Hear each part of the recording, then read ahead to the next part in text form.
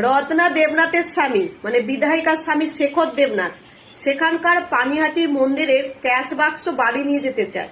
বুঝতে পারছেন? ওখানকার বিজেপি নেতা সন্ময় ভট্টাচার্যের সঙ্গে ওই মন্দিরের পুরোহিতের অডিও রেকর্ড এখন ভাইরাল হয়েছে।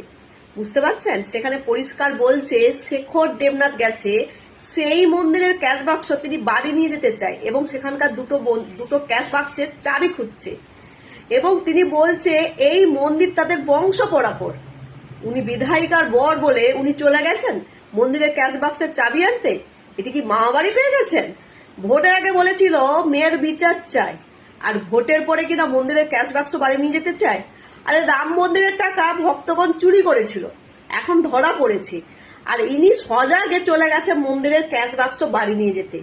বুঝতে পারছেন তো কি অবস্থা? মানে বিধায়িকার বর বলে আবার দাদাগিরি, আবার এক কেচ্ছা।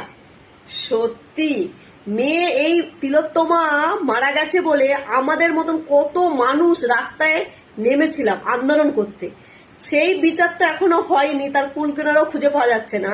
কিন্তু বিধায়িকার বর এখন গেছে মন্দিরের ক্যাশ বাক্স বাড়ি নিয়ে যেতে। কি অবস্থা!